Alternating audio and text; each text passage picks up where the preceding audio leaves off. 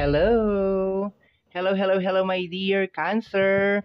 Welcome po sa ating channel. Welcome back po sa ating channel. My name is RJ, your tarot card reader. First 15 days of December na tayo my dear.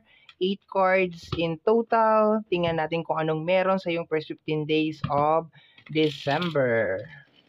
Okay? Silipin natin. Ano yung mga masasagap natin na energy, message for you ngayong first 15 days of December. Let me see my dear. Tingnan natin. 8 cards lang to. Let me see.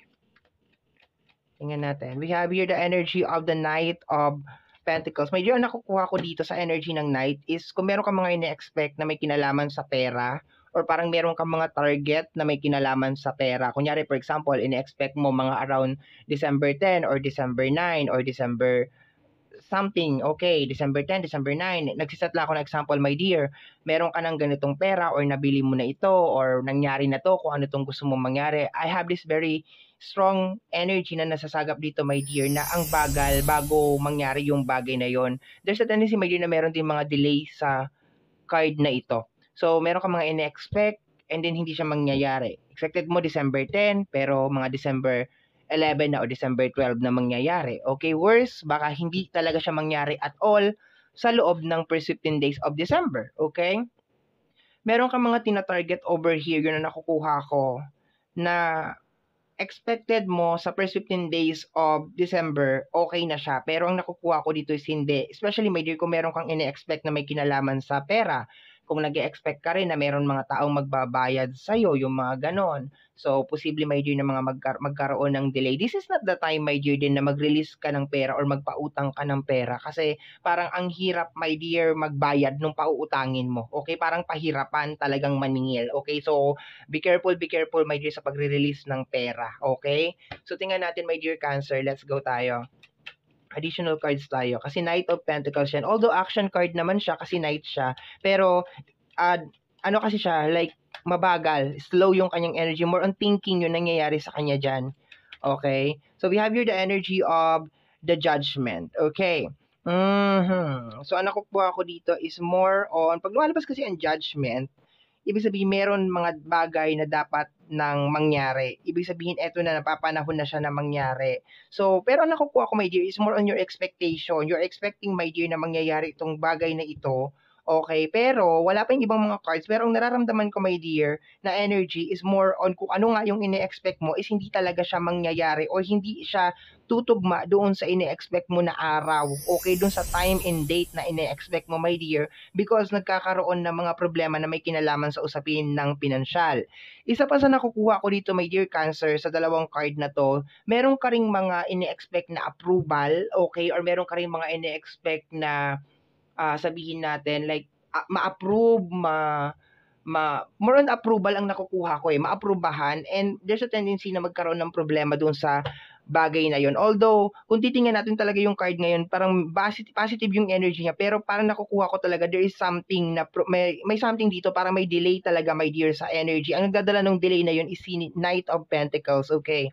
So, kasi pwede ko naman sabihin, my dear Cancer, na yung mga ine-expect mo sa buhay ay mangyayari na talaga siya because of the energy of the Judgment, pero hindi ko talaga siya nakukuha ng ganun. More on delay talaga. Tingnan mo, my dear, ha? Tingnan natin. Next card natin, my dear. Next card, my dear Cancer. Next card tayo. 8 cards lang to, dear. 8 baraha lang po ito. We have here the energy of the 7 of Wands. Okay. So, yan, kaya ganun yung energy niya, my dear, na parang mangyayari na hindi because nandun ka sa moment talagang ipinupush mo talaga siya. Lahat talaga ng paraan talaga gagawin mo para mangyari kung ano man tong bagay na gusto mong mangyari. Okay? So, this is a very, very defensive, my dear, na card. Okay? Palaban tong card na to. And I think talaga pinupush mo talaga, my dear, kung ano yun nasa bucket list mo. Kung meron ka mga listahan na gusto mong mangyari talaga, my dear, sa first 15 days of December, talagang pinupush mo talaga siya, my dear. Pero kung makikita mo dito, my dear, ito yung mga nasasagap po kanina na parang meron talagang mga obstacles or parang meron mga problema na posible talaga, my dear, na mag-cause or maging dahilan ng delay kung bakit hindi talaga mangyayari itong mga bagay bagay na ito. Hindi naman siya as in like hindi mangyayari. Meron lang talagang mga delay. Okay, kung target mo December 10, December 9, December 8, posible my dear na magkaroon ng konting expansion or magkaroon ng konting adjustment, my dear, doon sa sineset mo na ano. And sabi ko nga, kung meron mga ini-expect ka na approval, kung meron mga gusto kong ipa-approve, or meron kang, you're expecting good news, okay, magbabayad sa'yo ng utang, parang medyo may something, okay. So, let's go tayo, dear. Let's go tayo. Let's go. Next card. We have here the energy of the High Priestess, okay. Si High Priestess is more on revelation, okay. So, okay, my dear Cancer, there's a tendency, my dear, na baka meron ka mga madiscover. Okay, kasi parang very confident ka kasi dito, my dear, eh. Yun ang nakukuha ko, like very, very confident ka na mangyayari kung ano tong gusto mong mangyari, na is about time, na judgment time na, okay? Pero parang I can see sa energy ng High Priestess na there's a tendency, my dear, na baka meron mga bagay na nakatago. And sa pagsampa, my dear, na first 15 days of December, doon mo madidiscover na meron palang mga something. Okay, meron pala mga something. Kunyari, meron kang inutusan, tapos expected mo, nabili niya na yung pinabibili mo, yung mga ganyan, tapos yun pala, hindi niya nagawa yung bagay na yun. Parang all of this time, parang, alam mo, my dear, yung expectation mo talaga, hindi talaga siya na-reach. Yun talaga yun, my dear, okay? And meron ditong tinatago, meron ditong something. Okay, meron ka dito mga madidiscover, my dear, na posibleng yun din ang magiging reason kung bakit nagkakaroon ng mga delay dun sa mga bagay na gusto mong mangyari. Meron ka mga madidiscover, my dear, sa energy ng High Priestess, okay? Ang isa sa example na sinabi ko, my dear Cancer, is more on parang, yun nga, kung meron ka mga pinagkakatiwalaan and then expected mo, nagawa niya na, kung ano yung inuutos mo, yung mga ganon, posible, my dear, na baka hindi niya nagawa. Kaya, 'di ba, hindi matutuloy kung ano yung nakaplano, okay, sa isipan mo, okay? Pero nararamdaman ko dito, my dear, yung confidence mo talaga na yes, mangyayari itong mga gusto kong mangyari, okay? Parang ganon.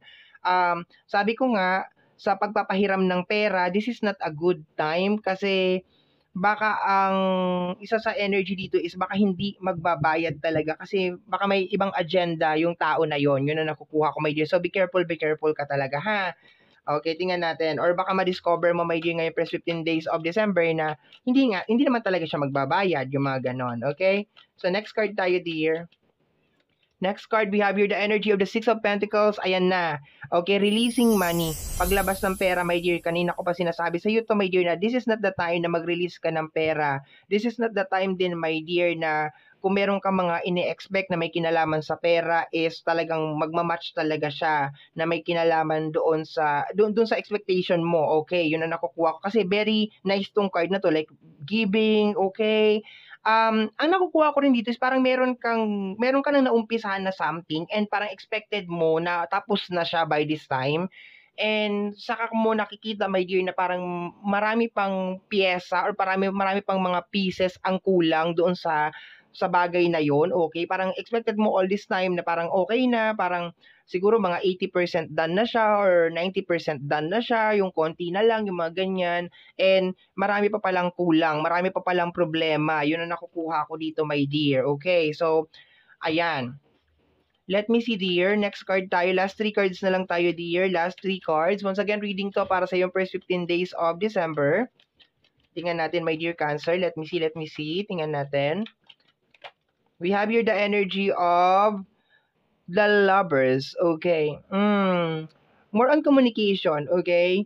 Ang nakukuha ko dito, my dear, is if you think na everything is okay, more on parang connection ang nakukuha ko dito. Yung parang pakiramdam, my dear, na akala ko ba okay na tayo? Akala ko ba nagkakaintindihan na tayo? Bakit ganito? Bakit ganyan? Yun ang nakukuha ko dito, my dear. Okay? Yun ang nakukuha ko sa card na to. Na akala mo everything is fine, na everything is okay, and yan, pwedeng magkakaroon din ng mga pag-uusap, my dear, over here, okay? Actually, parang mixed energy ang nakukuha ko dito eh. Meron din ako nakukuha, my dear, na baka meron mga tao na matagal nang hindi nag-uusap or meron ka mga tao na hindi mo na nakakausap.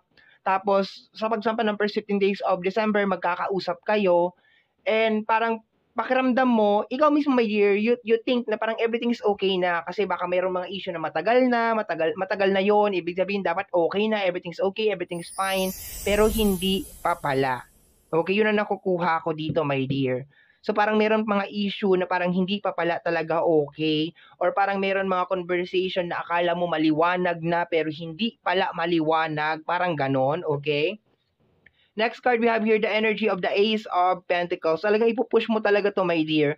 Itong gusto mong mangyari, my dear, ipupush mo to. And hindi kita pipigilan dito, my dear, ha? Kung gusto mo i-push yan, i-push mo yan kasi okay naman siya. Maganda naman yon. Pero wag ka mag-set masyado ng expectation, my dear Cancer. Kasi there's a tendency talaga na meron ka mga pinaplano na hindi talaga siya mag-match according doon sa expectation mo. Okay? So kagaya dito, baka meron kang mga kausap na tao and then akala mo maliwanag na yung conversation nyo, maliwanag na yung usapan, yun pala, hindi pala, mga ganon. May mga issue na akala mo close na, mga ganyan. Okay, yun pala, hindi pa pala okay. So pagre-release ng pera, be careful ka, my dear, kasi there's a tendency, my dear, na baka meron mga tao na wala talagang intensyon na ibalik sa'yo kung anong i-release mo na pera. If there is any mga ipapa-aprobahan or meron ka mga ini-expect na nandyan na yung result, there's a tendency na meron talagang mga delay, my dear. Okay? Meron kang ini-expect dito na big amount or money kasi meron ditong Ace of Pentacles, okay? Posibleng may kinalaman din to sa job, okay? Baka naghihintay ka ng good news na may kinalaman sa job, promotion or something, may kinalaman sa pera, parang big amount of money to. Okay, magandang opportunity. There's a tendency, my dear, na baka magkaroon din ng mga delay yung mga bagay na yan. Ina-highlight ko, my dear, yung delay kasi hindi ko kino-close yung energy na hindi siya mangyayari. Ang pinaka-highlight sa reading mo, my dear Cancer, is more on hindi siya magmamatch dun sa ine-expect mo na araw, dun sa time and date na ine-expect mo, hindi siya mangyayari kasi parang meron mga bagay na kinakailangan mo pang ayusin, parang ganon. Yung expected mo ayos na pero hindi pa pala ayos, okay, ganon. Okay, ito tingnan natin, my dear. Last card tayo. Sa energy ng High Priestess, meron ka mga bagay na mga malalaman. Okay? Pakiramdam ko parang matagal na tong tinatago. The Seven of Swords, yes. Matagal na tong tinatago, my dear. Okay? Parang meron ka dito mga madi-discover, my dear. Parang yung energy niya kasi talaga, parang pakiramdam mo talaga everything is okay, everything is fine, tapos biglang eto na naglalabasan na. Alam mo parang nakabili ka ng talong, tinignan mo yung talong sa labas, ang ganda-ganda ng talong, tapos pag uwi mo sa bahay, pagkalutong mo dun sa talong, nakita mo, napakarami palang uod, tapos gutom na gutom ka na, gusto mo nang kainin yung talong na yun, my dear, gusto mo nang gawing torta, pero hindi mo makain-kain, kasi napakarami talagang uod. So yun na nakukuha ko talaga dito, my dear. Okay, yun na nakukuha ko dito. Parang ang daming mga bagay na akala mo okay na pero hindi pa pala okay. And more on tao, may tao na involved dito, my dear. Okay, parang ang hirap kausap ng tao na yun, or parang hindi makaintindi yung tao na yun, o sadyang sinungaling lang talaga yung tao na yun at malihim. Okay? Bottom deck of the card is the energy of the Magician. Okay? So, sabi ko nga sa'yo, my dear, hindi ko kino-close na hindi mangyayari itong mga bagay na gusto mong mangyari. Pero ang gusto ko lang i-highlight dito is lagyan mo ng konting palugit, my dear. Lagyan mo ng konting expansion yung mga bagay na gusto mo mangyari, and ihanda mo yung sarili mo, my dear, ngayong first 15 days of December na posibleng may mga bagay na ikaw pa rin ang gagawa. Yung parang ganon. May mga bagay ka pa na kinakailangan talagang ayusin bago ka talaga makarating or bago mangyari yung mga bagay na gusto mo mangyari. Parang may mga pa-surprise, my dear, ang first 15 days of December para sa'yo. Okay? And parang hindi siya maganda na surprise. Pero, mangyayari pa rin yung mga bagay na gusto mong mangyari. May revelation tayo over here, the High Priestess and the Seven of Swords. Isang bagay or isang sekreto na matagal nang tinatago sa'yo, my dear, ang lalabas ngayong first 15 days of December. Okay? So, my dear Cancer, ito ang reading mo para sa yung first 15 days of December. Somehow, my dear, kung nagustuhan mo ang ating reading, don't forget na mag-subscribe. Pakiclick, my dear, ang notification bell para ma-update ka every time na meron tayong mga bagong upload. And free to like, free to share, free to comment sa lahat po ng ating mga videos. Once again, my name is RJ, also known as Apo J. Maraming salamat po, and until next time, bye-bye. Thank you, my dear.